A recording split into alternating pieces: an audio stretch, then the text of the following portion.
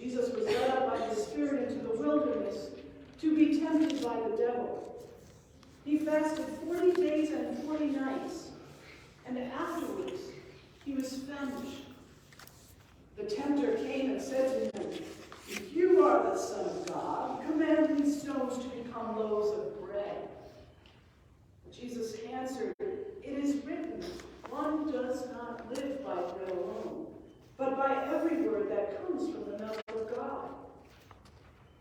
Then the devil took him to the holy city and placed him on a pinnacle of the temple, saying to him, "If you are the Son of God, throw yourself down, for it is written, he will command his angels concerning you, and on their hands they will bear you up, so that you will not dash your foot against a stone."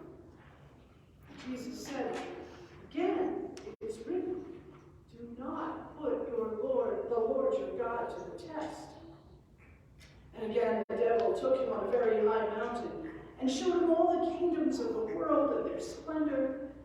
And he said to him, "All of these I will give you if you will fall down and worship me." Jesus said to him, "Away with you, Satan, for it is written, worship the Lord your God and serve only God." And the devil left him. And suddenly angels came and waited on him. Gospel of the Lord. Praise to you, O Christ.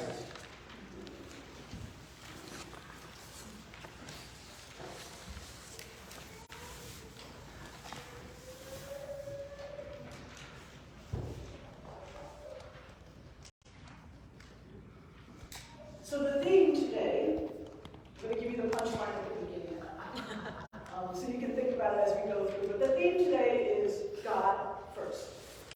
In all things, God first. All right, so I'm going to start out with a little quiz.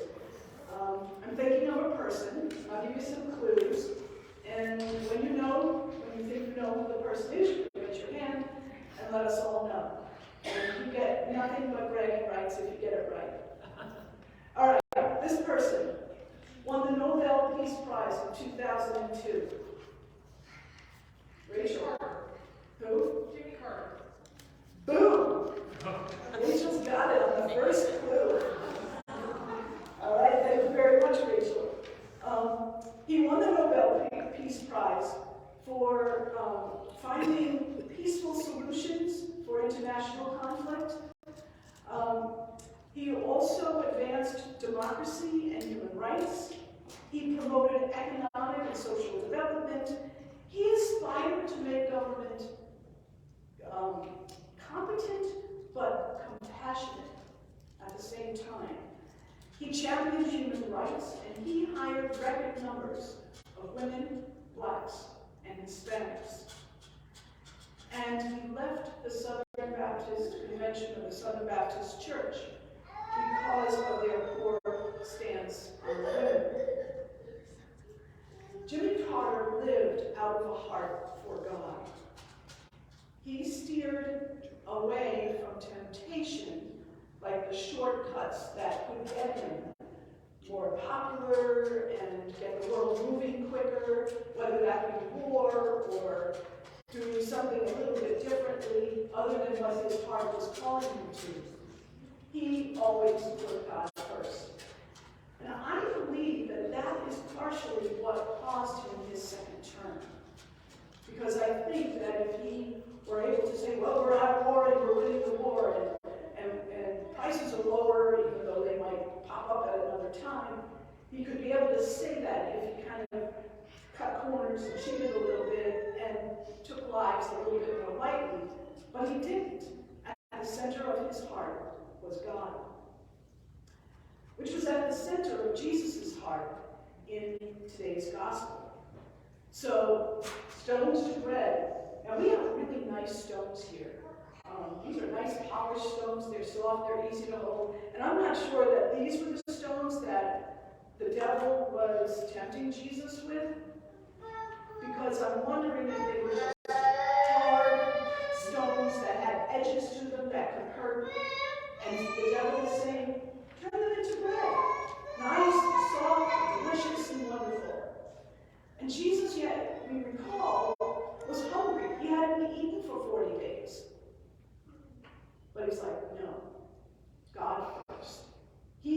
God would satisfy his hunger somehow. God first. And then the devil was like, well, then throw yourself off this cliff.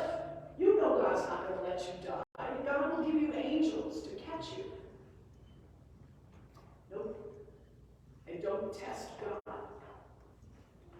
God first. All right, I'll give you all the kingdoms in the world. And he'd show them to Jesus. Like standing up and looking down.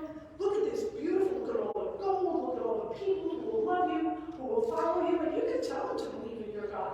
I just want you to believe in me. And Jesus is like, no, I worship God alone. And in our lives, we are called just the same to put God first, over and over and over, no matter what the temptations are. Now, just before this desert experience, Jesus was under the waters of baptism and heard the voice of God saying, you are my son, my beloved. I love you. And God says the same thing to you and me. God says, you are my daughter. You are my son. You are my beloved. I love you with a never-ending love. And I want you to love me just the same with a never-ending love. And I want you to make me first. And I will make you first.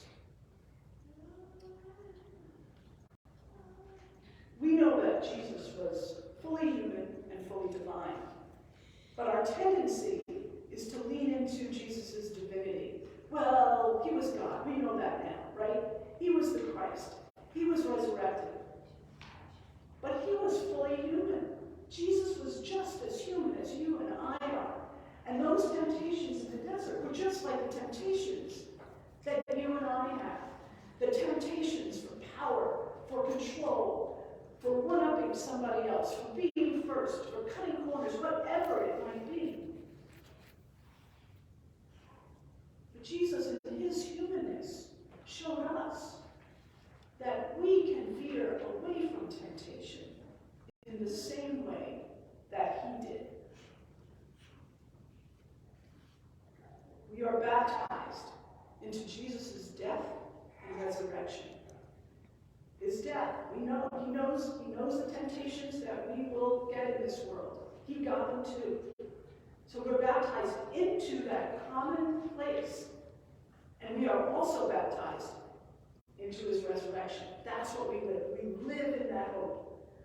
And God's grace is forever forgiving and calling us back through the word, through baptism, and nourishing us in the Eucharist, so that we are supported and challenged by this community of believers.